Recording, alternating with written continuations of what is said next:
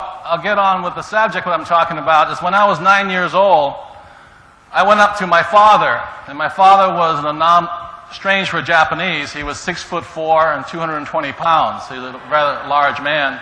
I am the smallest male in my family, out of all the family. And I went up to my dad and I say, "Hey, Dad, I finally figured out what I want to do for the rest of my life and what I wanted to be." I said, "I just want to be rich." He says, "Okay." I said, "So Dad, how do I become rich?" And he says, "What the rich know how to do is they know how to make money." I said, "Good."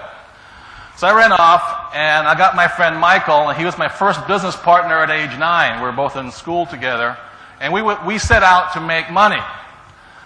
And our first business venture, what we did was we went around our neighborhood in Hawaii and we collected, you know what, do you have the brand Crest toothpaste out here, by any chance?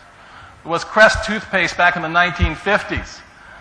And in those days, the toothpaste tube was made out of lead. So Michael and I would run around and we'd collect all these toothpastes. We'd go to our neighbors, knock on their doors and say, "Would you mind saving your empty toothpaste tube?" And they go, "Sure," you know. And one day my mother comes home and there's this box next to her washing machine full of these ugly looking toothpaste tubes. And she's wondering what he and I, my first business venture, were up to. So one day my dad comes driving up with one of his school teacher friends, and they find me out there with this fire going, and Michael and I are melting down the lead. And the dad and his friend come over and they look at what are we doing? He says, "What are you boys doing here?" And what we had done, we had taken plaster of Paris and we had put U.S. coins in there. So we're pouring it and popping out. I had $50, quarters, you know, made out of lead. And my father says, "What are you doing?" I said, "Doing what you told us. We're making money." And his friend just started laughing and says, "Leave the boy alone. He might have a talent here, you know." And so I found out at a very early age what the word counterfeiting meant. And so I was very confused. You know, I said, "Dad, I still want to be a rich man. How do I make money?" And my dad looked at me and says, "Number one, there's 2 reasons, don't ask me. Number one is I'm a school teacher. And school teachers don't know how to make money. Number 2, I'm Japanese. Japanese don't know how to make money." He says, "Why don't you ask Michael's father? He knows how to make money. He's Chinese."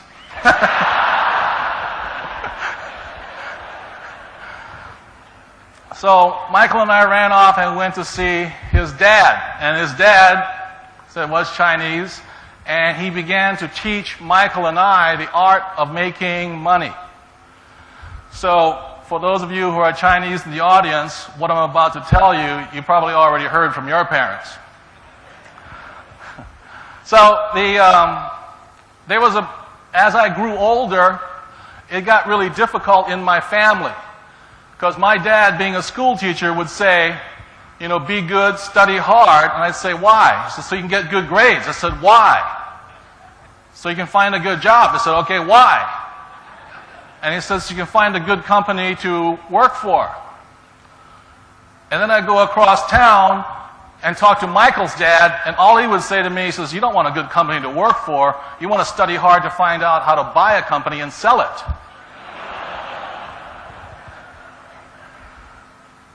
And it really caused a conflict in me. If you can imagine me being 17 years old, sitting in high school, and it was true, I flunked out twice, not once, but twice, because I was bored. And every time the teacher tried to threaten me, say, "You're not applying yourself, you don't have good grades, blah, blah, blah." I said, "What for?" She says, "So you can get a good job." I said, "Well, I don't need a good job, because I'm going to buy and sell companies." So she said, "Well, a company would never hire somebody like you." I said, "Ooh, that might be a good company to buy."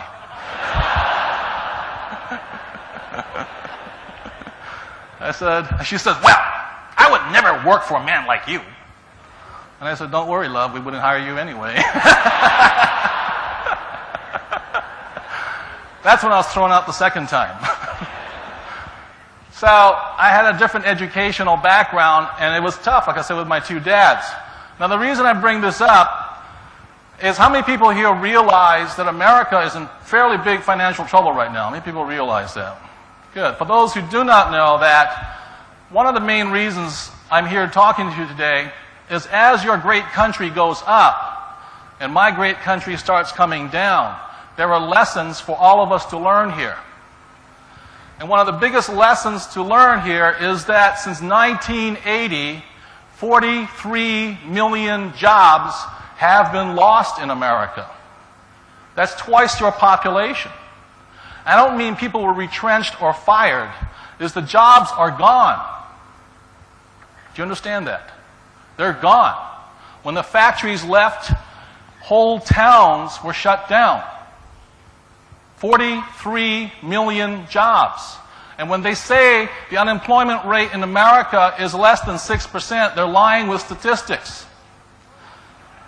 The way it really works is that if somebody has not found a job for over 6 months, they don't count them in the unemployment. They're lost.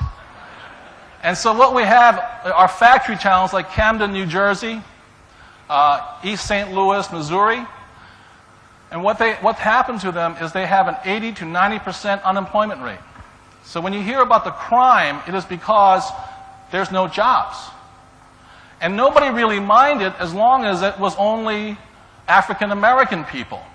But the spread kept coming. And now many people realize they're letting go highly educated people right now. Many people realize that right now. There are people with PhDs who can't find work. My next door neighbor is an international banker. He's 55 years old. He has 2 children. One 16, one 8. His bank merged with another bank, and all of a sudden, he doesn't have a job. Now, the reason I'm talking to you today is because I do not take the subject of money lightly. My dad did, my real dad. And the thing, no, he always, being a school teacher, he said, well, we're not interested in money. We're school teachers. And then what happened in 1970, my dad got retrenched. What he did was he ran against the governor of the state of Hawaii, and he lost. And the because the governor was his boss. As head of education, the governor was his boss. And the governor says, you will never work in this state again. So at the age of 50, my father never worked again. And I saw a great tall man go down because all he wanted to do was teach. So that's why I speak on this subject. So the thing that I found out when I talked to my dad in the later years, he says one of the problems with education is that what schools focus on in America, and I apologize, I don't really know your system here, is they focus on a thing called SAT. Is it up there? Oh. What SAT stands for is Scholastic Aptitude Testing. What is important in education in America is your scholarship. Can you read? Can you write? Can you do mathematics? That's what they count on.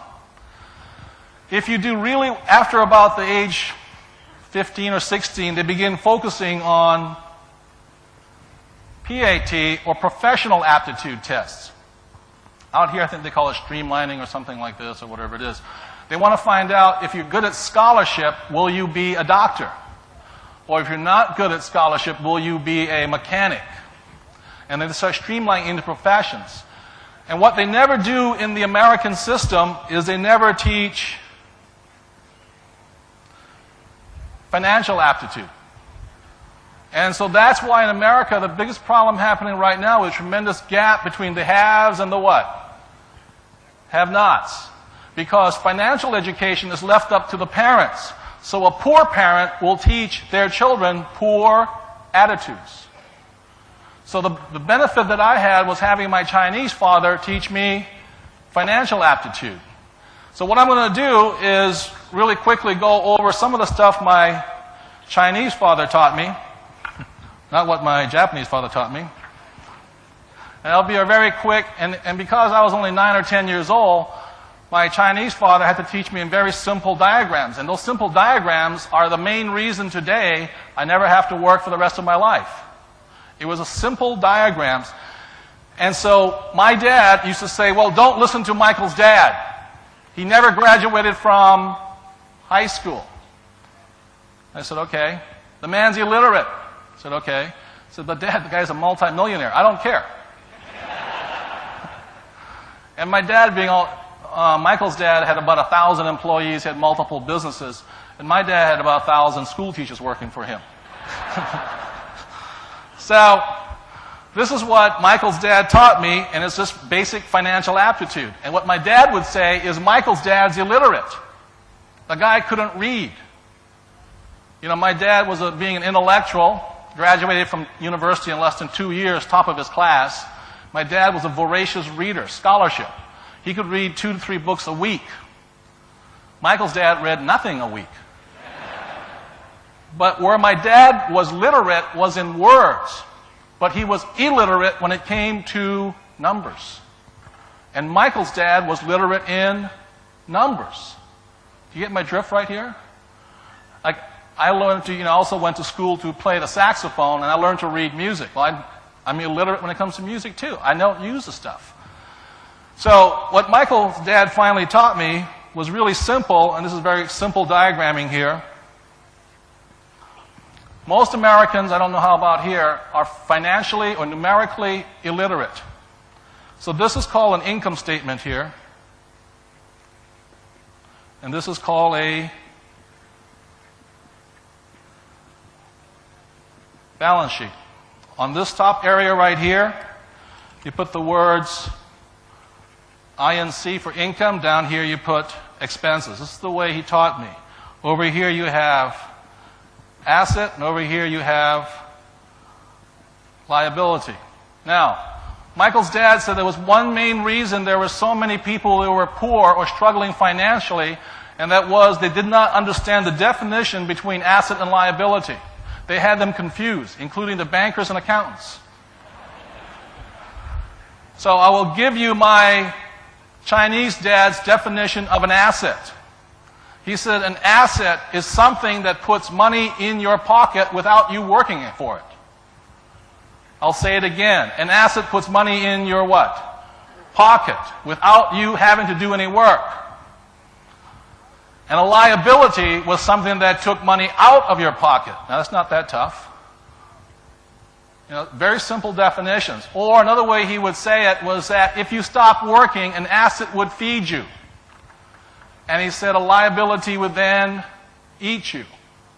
That's how simple he taught me this stuff. Now, interestingly enough, as my educated dad, my Japanese dad, he would list over here under an asset his house and his car. And my Chinese dad would list over here his house and his car. Now you know why I'm so confused. And ironically, if you talk to most bankers, which one would they say it is? Asset. And so my Chinese father said, a lot of these people sit around and they're trying to figure out assets and liabilities. And he said the only thing that really counts, that determines whether something is an asset or a liability, is a word called cash flow.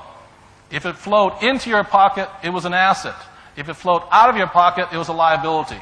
Very simple. So, at my house, I have an altar to the God of cash flow. I want it flowing in. So, the problem with America today is we have millions and millions of people who are counting assets, counting liabilities, which are really, counting assets, no, even one thing. They're counting liabilities as assets. That's what they're doing. That's pretty simple. Okay. So I will show you then, is cash flow becoming everything? I will show you a couple of diagrams that he would teach me with.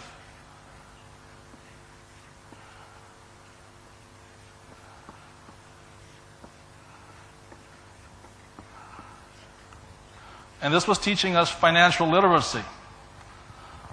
What my Chinese father would say is this. If you look at it, I'll go back a little bit. Is the way it really works here is this. What happens for most people is they get a thing called a job. The income comes in here, and the income flows out. So, most kids, and I'll use US dollars because I'm most familiar with, let's say they have an income of $1,000 a month.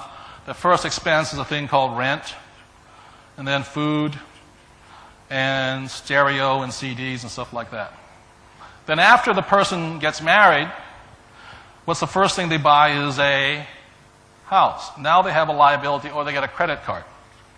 So the American public starts to go into debt right away. Then they have a thing called kids. Where do kids stack up?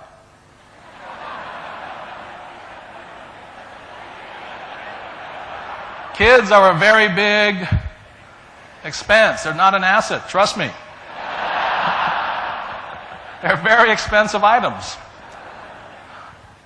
Okay, so that's how that thing works here. Now, so what Michael's father used to teach me wasn't so much asset and liability, but what he would do is he'd pick up financial statements and he would look for a thing called cash flow. He'd look for the pattern. And he said this, here's a job, cash would come in and cash would go out. And if a person did this over a lifetime, this was the cash flow pattern of somebody who was poor. That was a poor person's cash flow pattern. So what Michael's father used to teach me wasn't so much asset and liability, but what he would do is he'd pick up financial statements and he would look for a thing called cash flow. He'd look for the pattern.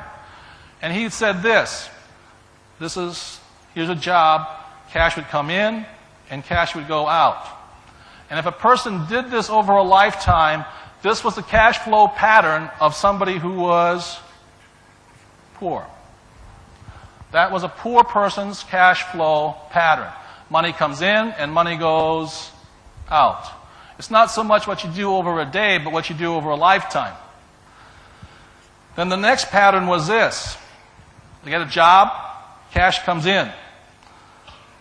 Goes into the liability column, paying for a mortgage, the BMW, the boat, the summer house, the trip to Disneyland. And it goes out as expense. And this here is the cash flow pattern of the great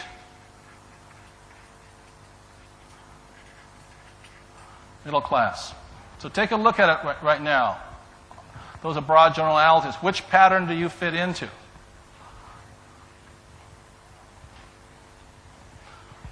Now, I'd like to take some time to go into the cash flow pattern of the middle class and show you what's happening, because they're the most interesting.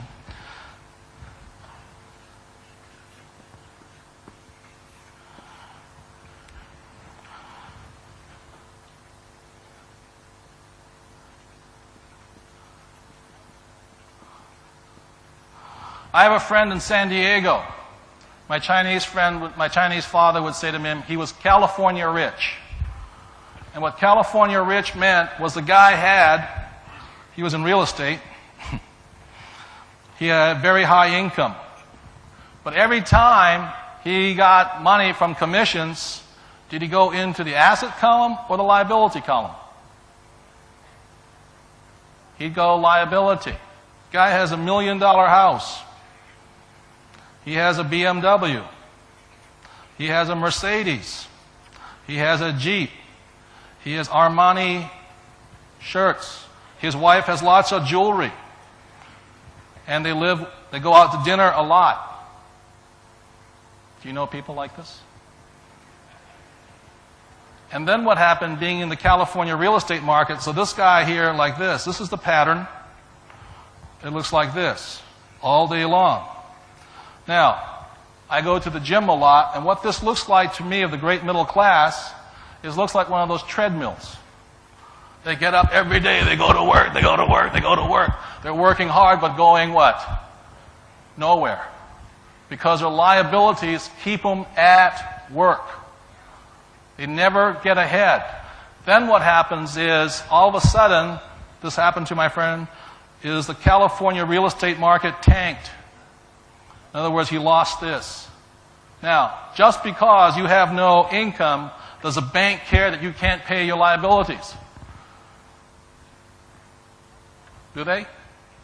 No. So right now, I'm waiting for him because I want to pick up his BMW at 5 cents on the dollar. What's that song? That's what friends are for? So I see, the reason I'm concerned about this is I see it already here in KL. As your income goes up, I see people at that mall buying all the Rolexes, which I have one, $3,500 Brioni suits, all the good stuff. Those are not called assets, those are called doodads. And the worst part about it is they buy them on credit. So that's why the great American middle class is in such great trouble right now. They lose their job and they're shot. Now, the last pattern I will show you here is this. So we have the poor, the middle class, and this is the cash flow pattern of the rich. Do you notice a difference?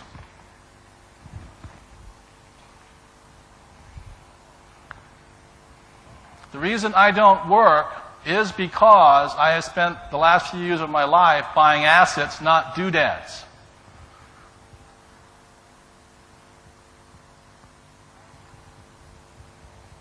And the irony of it is as my stock market moves up, my real estate market moves up, this sucker just gets richer and richer and richer. It actually goes like this, but it spins right inside. So, what's happening in America, and I'll bring this up as I wrote my book, You Want to Be Rich and Happy, Don't Go to School, is finally, and I wrote that in 1990, is they're finally attacking the school system. Because the school system is not preparing kids for real life. What's happening in America today is there's no such thing as job security. 50% right now of the people of my age, the baby boomer generation, 50% have no medical insurance and have no pension plan. That in 15 years, I turned 49 yesterday, in 15 years, age 65, most of my classmates will have to keep working because they have got nothing, and the problem is that there's no jobs for them. And our school system still teaches people to be good, do as you're told, look for a nice, safe, secure job. And people say, oh, don't worry, I'm a doctor. What's happening for the very first time is in this thing, professionals feel the heat. It is now spread. Doctors are losing their jobs. Engineers are losing their jobs. CPAs are losing their jobs. MBAs are losing their jobs. It is hemorrhaging it right now at high speed. And they're making less and less money if they take a job. So nobody is safe right now. The other thing that's happening in America, as I said, as you come up, learn from as we go down here, is a thing called virtual corporations. And what a virtual corporation is a company without an employee in it. In America today, we don't want employees because they're not assets, they are liabilities. And the reason for that is if you fire them because they're so desperate, they sue you. And it's funny at one level, but it cost me $12,000 to let somebody go. They weren't worth that much. And that's what's happening right now. So people are saying, we don't want employees, we want temporaries. So they come on, and our schools still don't teach them any financial aptitude. So, I will give you today some rules or some secrets that my Chinese father gave me about how to be rich. And rule number one is this. This is number one. And these made the differences in my life. The biggest secret of all is this. And I think this starts the difference. MC stands for middle class.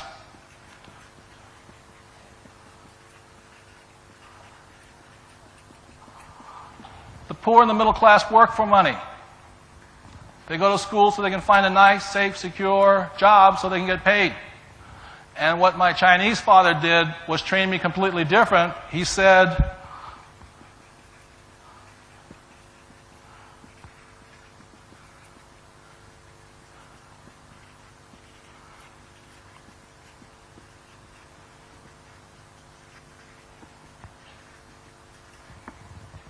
and that's the difference.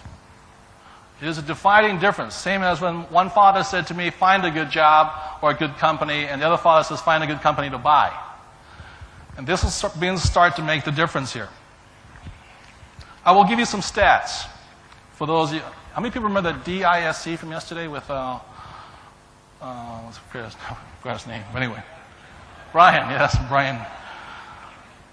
This is in 1990. This is the U.S. Department of Health and Human Services. At age 65 in 1990, and these are Americans who are the World War II generation. These are the stats for them. This is my father's generation. Out of 100 people, at age 65, 1990, 25 are dead. So 1 out of 4 has died. 51, or the gross majority, have incomes of $6,000. And these are people who grew up during the biggest boom years of America, the same as you guys are right now, the biggest boom years. 20 out of 100 have incomes between $6,000 and $35,000. 3 have incomes over $35,000. And only 1 is rich. That is not a very good stat for at one time the richest country in the world.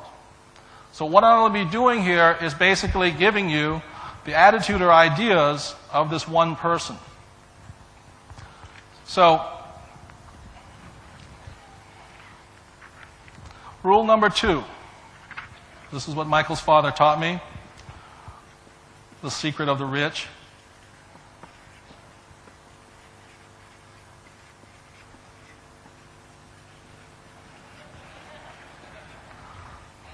How many people, mind your own business, how many people know who a gentleman named Ray Kroc was? Okay. For those who do not know, Ray Kroc was a man who founded a company called McDonald's. Now, my good friend Keith Cunningham was in the MBA program at the University of Texas, and Ray Kroc came to speak to the MBA program. And Ray Kroc stood up in front of some of the brightest young minds in the 60s, actually the 70s, and he said to the MBA class, he said, "Ladies and gentlemen, what business am I in?" And all the students just laughed. And what they laughed about, somebody raised their hands up, obviously you're in hamburgers. And Ray Kroc says, "No, I am not in the business of hamburgers. My business is real estate." The only reason Ray Kroc created franchises was that so somebody would buy the franchise, but he owned the property. And one of the biggest shortcomings I find with many Americans is that this is the big mistake they make here. This is income.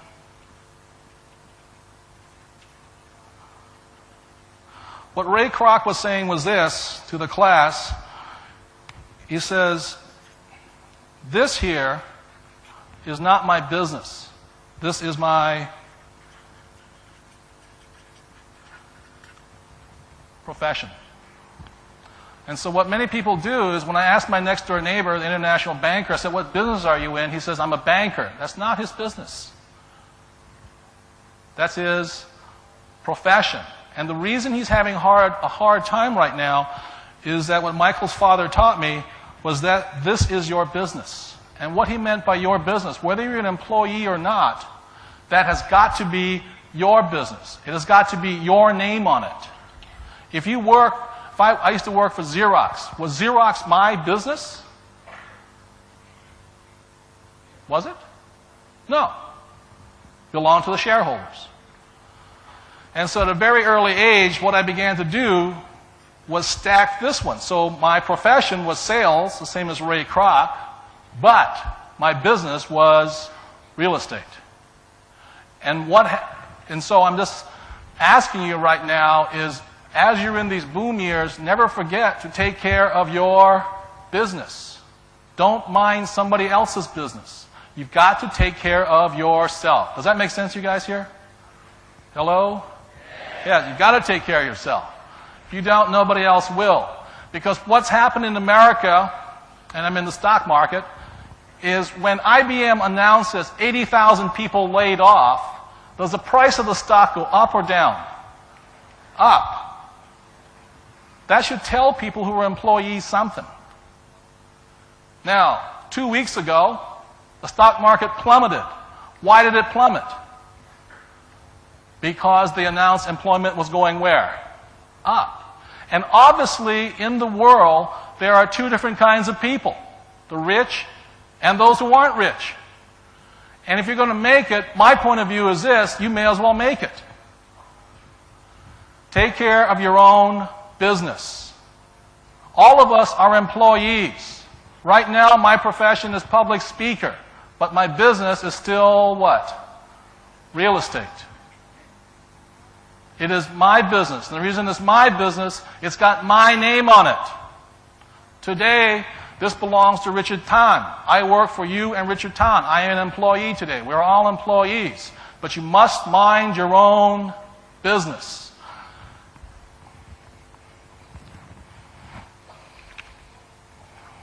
So, I will go into what assets are for those, some of you know, some of you don't know, is that there are different kinds of assets.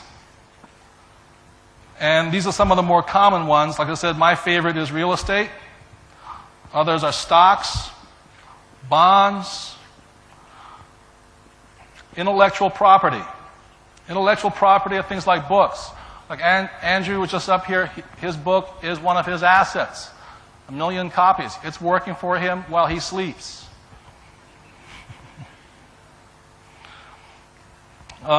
Mutual funds and businesses. Now, the thing that my Chinese father said to me is this. He says, there are people who own businesses and people who own a job. And he said the reason when you know you own a job is much like a doctor or an accountant. In other words, they are not free. They must do the work.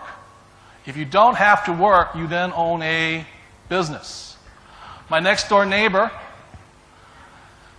what he does is he owns businesses. When I ask him what his profession is, he says, I am a business operator. That's his profession. But his business is business. What he has is he owns 12 car washes. 10 years ago, he was broke. Today, he owns 12 car washes. He takes a paycheck from each one of those car washes of $20,000 a month per car wash. In other words, his income over here is $240,000 US a month, whether he works or not. That's why he gets rich. He's also my neighbor. Interestingly enough, both he and I do not live in big houses. We live in very small houses. The reason is we don't like large liabilities. My Chinese father said, back in 1972, I bought my first condominium. I thought I was hot stuff. I had saved some money. I bought this condominium. I paid $30,000 for it, and I sold it for $48,000. I made $18,000. I thought I was King Tut. So I took that $18,000. I went and bought 3 more condominiums, and I bought them for $20,000 and sold them for $48,000. I was making about $90,000. Meanwhile, I was working for Xerox. And at Xerox, I was being paid $30,000 a year. The main reason I worked for Xerox was I needed the bank to loan me the money. So here's my job. It's paying me $30,000 a month, and over here I'm making $90,000. When my sales manager told me he was going to fire me, I said, don't do me any favors. Because I can make more money in this column here. So then my Chinese father then laughed at me. He says, you're so typical Japanese. He says, you Japanese are terrible. He says, you guys pay retail. Chinese never pay retail. He says, in Hawaii, he says, here they are, a house is worth $100,000. The Japanese come in, they pay $300,000 for it. He says, you guys are not too bright. He says, don't ever pay retail. So Michael's father then taught me to do this. He says, this is the next rule. Those of you want to write it down. This is rule number 3, the secret of the rich.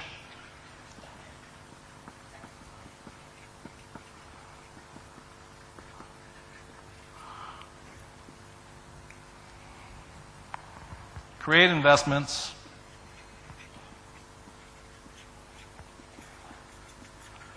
Don't buy them. And this thing here then accelerated my wealth pretty much, because I wasn't buying anything, I was just creating them. So I'll give you an example of couple of very simple deals that anybody can do.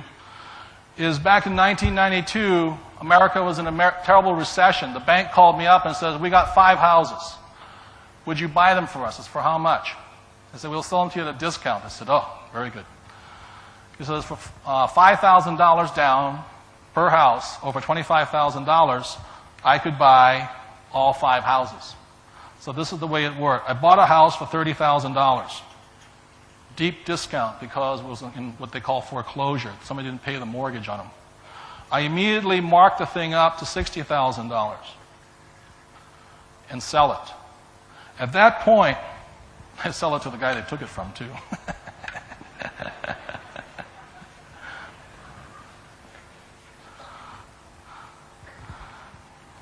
So I'll show you something here. Where was that 30,000 created? It was created in the asset column. Now the big distinction here is this. How long would it take you to save $30,000? It would take a while, wouldn't it? And the reason for that is if you have a job, your income comes in here, what's the first line item expense on expenses? Taxes. In America, they're very high. So by the time somebody's trying to get $30,000 in here, these are called retained earnings or after-tax dollars. That's why most Americans can't make it, and our banks keep telling them, save money. They can't save money because they got too many expensive and too much doodah around here. They can't make it. So I created $30,000 times 5, or $150,000 in here. And what I created then was a thing called a note. And $150,000, I then take 10% interest on. I don't want them to pay that thing off. Because what is driving annually up here is $15,000 a year into my income column for 30 years. So that's how it was created. It's very simple. It took me about 2 hours to do the whole transaction. I forget what the number comes out to.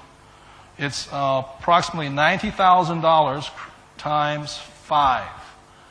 So that's what my Chinese father was saying to me. He says, you create investments, you don't buy them. This is simple. Anybody could have done it.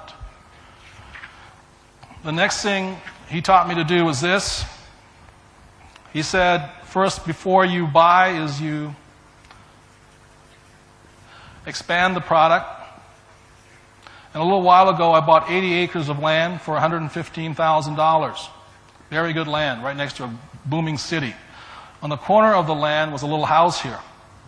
So I sold the house for $150,000 with 4 acres on it. At that point, I divided up the land into approximately 4 other pieces. Then I sold each piece for $100,000. This was created again, not in the income column, but in the asset column. So at that point, $400,000 was created. Meanwhile, my neighbor, who's my banker, well, not my banker, but my international banker, he's going to me, he says, oh my God, I'm still looking for a job. And this is what the whole thing was talking about, was financial aptitude. There's no more job security. When people are screaming for job security, what they're really looking for is financial security today. So the faster I recommend learning it right now is because your future will be more stable. The last deal I did, and this, for those of you who like the stock market, there's a thing called IPOs. IPOs are initial public offerings when you take a stock public. Stock comes out, it goes out at $101.50. Now, it chugs along here. This is where the fundamental trader, technical traders pick it up, and you're kind of hoping it goes to $5 a share. If a mutual fund picks it up, it'll then go to $20 a share. And this is where the broad American public picks up their product. They pick it up in the form of a mutual fund paying full retail for it. It violates my Chinese father's bones. And what he taught me instead to do was pick it up in this area here. And so what I began doing under his tutelage was he had 5 founders. You create 5 million shares. Price per share, 0 at that moment. You take it to stage 1, you take it up to 10 cents per share. 5 million shares, now there's now 500,000, I think it's 500, didn't do well in math. So that's stage 1. By the time it gets to stage 2, this is where my friends come in. I sell it to them for 50 cents a share. Now they line up all day long to pick it up at 50 cents a share because stage 3 is the IPO. And so a person buying 100,000 shares, they're going to make $100,000 in about a month. And this is why the rich get richer. They operate in this arena here. Right now I'm bringing out a casino stock and a oil and gas company. This is where it's made at very high rates of speed, and then the public picks it up out of here. The other part, for those of you who understand the stock market, everybody gets really upset about a thing called insider trading. It's illegal over here. It's perfectly legal over here.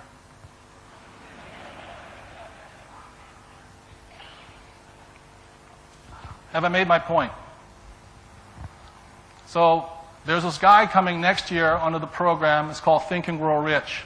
The message I'd like to leave you with today is that if you really want to make money, the best way to do it is between your ears. Think. Don't work hard.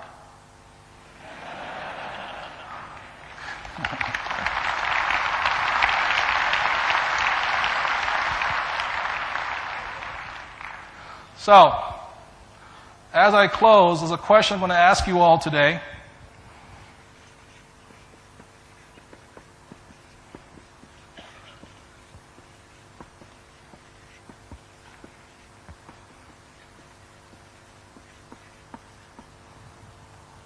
And the last thing I want to say about this IPO here is this.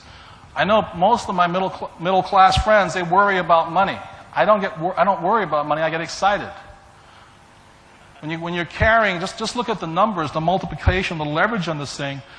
If I have 1 million shares, which cost me 0, and by the time it hits the IPO, it's worth $1.50, I've made $1.5 million. It hits $5 a share, and we're doing stock splits inside here. We're getting the money back at rapid rates of speed. It comes up here, we make $5 million. Because instead of being worried about money, I get excited about it. It's not hard to do, but they don't teach us in school because they want to teach you to work hard. That's why I wrote my book. So this is my question as I close, is what is your winning formula? And what I mean by that is this. My dad, when he was downsized in 1970, his winning formula, being a school teacher, was go to school, study hard, look for a nice, safe, secure job. In America today, we have millions of people being downsized, and the world has changed, but what hasn't changed? What hasn't changed is their winning formula. Their idea, and what a winning formula is each and every one of us has a winning formula. My winning formula was don't do what everybody else is doing. That's part of my winning formula. Some of you out there, your winning formula is be good, do as you're told, take orders. Because that's how you survive. And a winning formula is each and every one of us has a way of thinking that we know we can survive from. That it is our best chance of making a success of ourselves. And unfortunately, here I am. I'm showing you some of these things here. This whole process takes 3 months. Puts $2 or $3 million in my pocket. What blocks most people from this thing called achievement is not that they don't want to achieve, is they're not willing to let go of their winning formula. Some of you will still go home and go back to work. You got to look at your formula. Is the formula like a recipe? Is it delivering all the money, happiness, fun, excitement you want? Or is your formula obsolete? The saddest thing about my dad, I didn't realize until after he died, about 1992, was he couldn't change his winning formula. Do I make any sense, you guys here? He was just doing what he knew best he could survive on, which was go to school, get a job. That's all he knew. Work hard. And if you want to be successful today, you've got to be willing to change your winning formula. Because things are changing rapidly. Here too, right?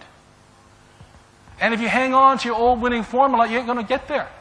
And so all I'm saying here is this. I'm not saying follow my formula. This is my formula. But some of you go, oh, I like that. I just showed you how you can make $1 million every other month very easily. But what's going to prevent people from doing that is the winning formula, your winning formula.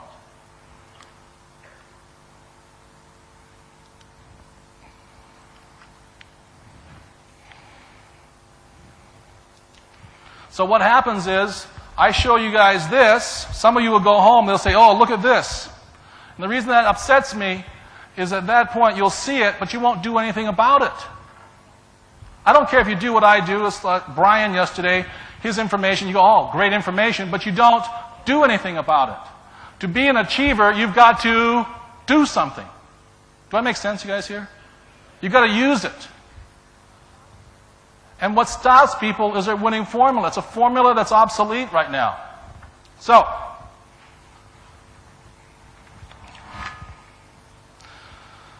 one of the things I talk about in other company, and it's a risk, is that there were people like Buddha, Jesus, Muhammad, and those guys, and what they were great teachers. Now, the problem with life is, after the teachers come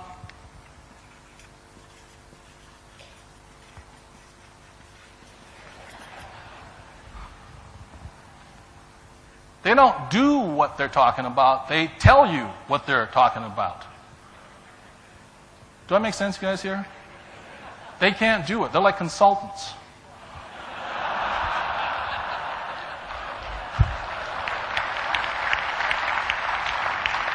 One of the definitions of consultants I heard was this. A consultant is somebody who can tell you how to have, in 75 different ways, the most erotic sex possible. They can tell you how to do it. But they can't find anybody to do it with.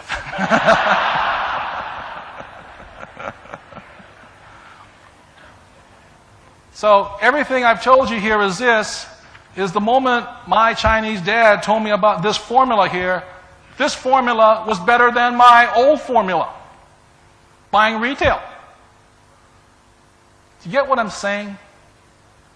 I had to let go of an old formula. Now, it doesn't mean I don't use the old formula. It's like an old pair of golf clubs. You sort of keep them around for your friends to use. But I'd rather have the new golf clubs. I want a new formula. And the reason I bring this up today is this. This is the National Achievers Congress. It is not the National Intellectuals Congress. It is a National Achievers Congress. It is not the National Followers Congress. If you go home and do nothing, and you just talk about what you've learned, then you have wasted your time and money. Do you hear what I'm saying? You must take action. Achievers take action. This way, when I learned this stuff, I made lots of mistakes. I lost lots of money. God knows. So please don't be preachers. Become teachers. The future of this country lies in this room right now. And what a teacher does is they lead by example, not by words. And my father hung around with a lot of college professors, and there were lots of words.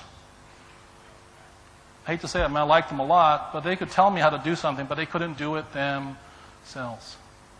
And that is the demarcation of whether you're an achiever or not. Do you take action? Are you willing to make mistakes?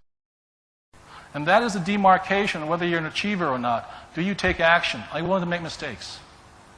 Because I'm going to say something right now as you guys climb. Because I'm sure right on the heels of your boom are countries called Cambodia and Vietnam. Is that correct? They're on your heels right now.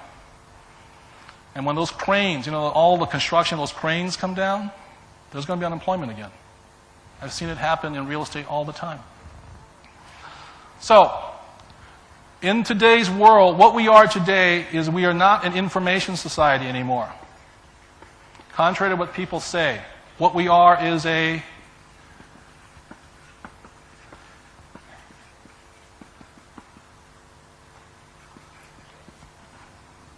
learning society. And your success in the future It's not how much information you have. People will not care what you know. What they want to know is how fast can you learn. Do you hear what I'm saying? Hello? It's what they don't care. I mean, I have my next door neighbor has an MBA from Harvard. I said, big deal. Show me your financial statement.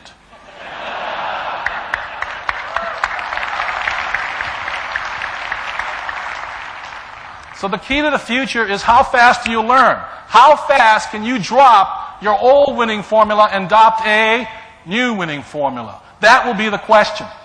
If you go home today and you just talk about this stuff, then you're a preacher. You've got to take action. Do I make sense, you guys here? The key to your competitive edge is how fast can you lead? How fast can I adopt a new idea? As soon as my Chinese father showed me how I could make $1 million faster, did I argue? No. I said, tell me more, man. I met this one friend of mine. She has been working 50 years. She is so proud. I mean, bless her soul. She's got $500,000 in savings, earning 5%. Oh, Jesus. I said, I can make that in a day. But she wants to hang on to her what? Winning formula. Because that's what she was taught. That is her winning formula. And what prevents, I'll say it again and again, what prevents people from success is they hang on to an old formula and do not adopt a new formula. Have I made my point today? So, thank you.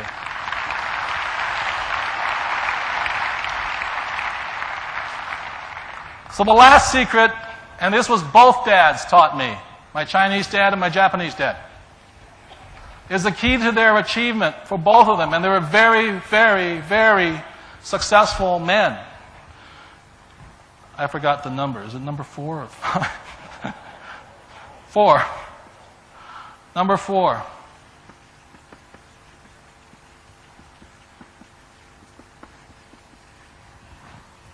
Make mistakes.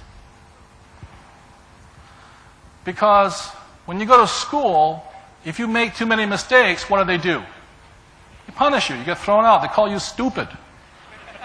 I've been called stupid many times in my life. Now, this here is the big secret of achievers. Achievers are willing to take risks. Intellectuals aren't. They want to study it forever. Ever seen a baby learn how to walk? The baby, stands up and falls down, and stands up and falls down. Then what do? Stand up again. Does the baby go, oh, I'm a failure?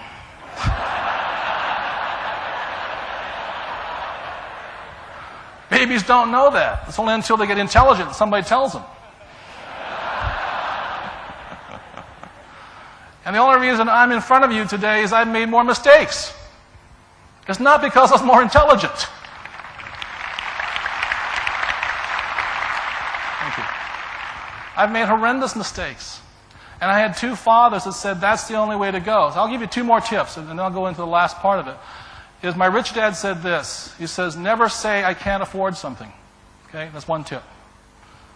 The other one is this. I forgot what it was. Oh. Watch out for your friends. Choose your friends carefully. Because as you achieve, how many people have met people that want to hold you back? They get jealous of your success. I found a deal the other day where the government was going to pay me 16% interest on my money secured by real estate. Now, did I go and question the government? No, I took the deal. If I got screwed, no big deal. But if I didn't, I got 16%. My neighbor gets 4% on his money, and he came and gave me every reason why I wouldn't get that deal. He's talking about it. I'm putting 16% in my pocket. But every day he comes up to me and says, you're going to lose money. I said, so what? And because in his world, it's not okay to make what? Mistakes. Okay? Oh, the last thing, for those of you who are the Imelda Marcuses of the world, who love the Rolex watches, which I do, and the Brioni suits, and the Ferragamo shoes. I love it. I am Imelda Marcos in the male form.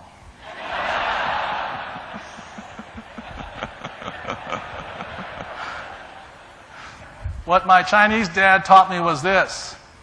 Like the other day, about 6 months ago, I wanted a new Porsche convertible. Now, I love that car.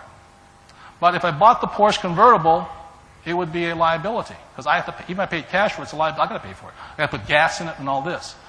So the rule of thumb he taught me was this, is you buy an asset first, and your asset pays for your liability. Does that make sense, you guys here? That's the way, so I'm wearing all this stuff. I'm not being a hypocrite. My tenants are paying for this right now.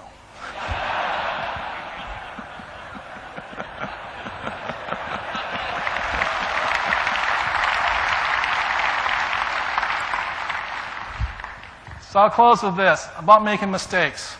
I've been bankrupt twice.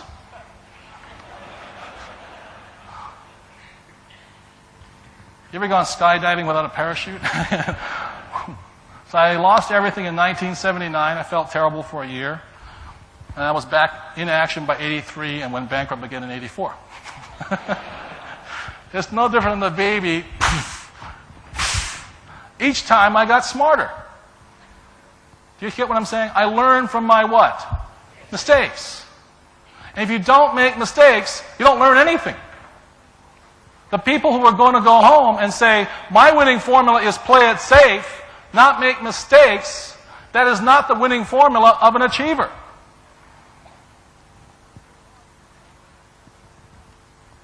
And what's really hard being Asian is, I tell you what, when I went bankrupt, I lost face.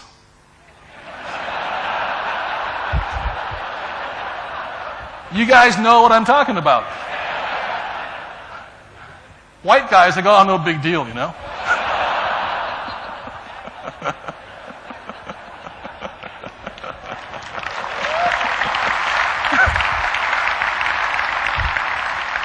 And what holds us Asians back is we got to look good.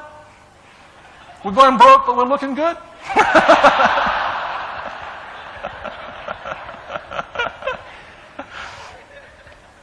So in 1984, after losing more face, I had to leave Hawaii. You know, they were after me. I wind up in California. My wife and I are driving this beat-up brown Toyota Celica. We were homeless in 1984. Homeless. We're sleeping in the car in wintertime. Man, it's cold. It's cold. We had no money. You know, we'd make a few bucks and put some gas, eat a little bit. And I still remember this one night, you know, our credit cards were charged to the max. I lost another $1 million. A learning experience. And I went to being the true hero, I said, you go to the desk. I can't afford, you know, I don't want to lose face here. So she goes to the desk and puts this credit card, and the guy didn't check it. You know what I mean? Because every place I checked it, it would come up, arrest this man.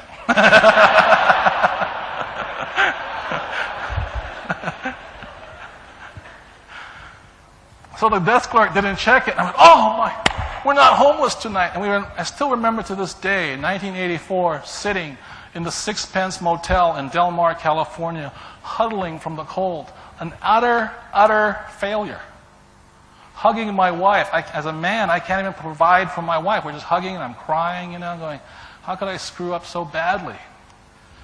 And she says, don't worry, I'll go out and buy some Kentucky Fried Chicken. You'll feel better. So I still remember sitting there eating Kentucky Fried Chicken, taking a shower after 5 days of not bathing, watching the TV set, you know, going like this. I owe bills up to my eyeballs. People will not talk to me anymore. And there's only one thing that pulled me out. And I had an English teacher who taught me Shakespeare. And she did not teach me Shakespeare because she wanted me to memorize the stuff. She wanted me to learn from that great writer. And I memorized this poem. And as I sat there huddling with my wife, an utter failure, bankrupt again, another big mistake. The only thing that pulled me out was this poem. And it goes like this, by William Shakespeare. You will be what you will to be. I'll say that again. You will be what you will to be. It has nothing to do with the economy. It has nothing to do with the grandiose growing of Malaysia here. It's up to you. I wanted to be a rich man. The only thing that pulled me out was my will to be a rich man. And I don't care if you want to be the best actor, the best athlete, the best mother, the best salesman. The only person, when you look in the mirror, is you. It is your will, nobody else's. You look in that mirror and you go, it's me. So this poem, I'm sitting on that bed, hugging my wife, crying my eyes out. And I said, the only thing that's going to pull me out of this mess is my will, because I wanted to quit. I wanted to give up. And the poem goes like this. You will be what you will to be. Let failure find its false content in that poor word environment. But spirit scorns it and is free. It conquers time. It masters space. It cows that boastful trickster chance and bids that tyrant circumstance uncrowned to fill a servant's place. The human will, that force unseen, the offspring of a deathless soul, can hew its way to any goal, though walls of granite intervene. Be not impatient in delay, but wait as one who understands.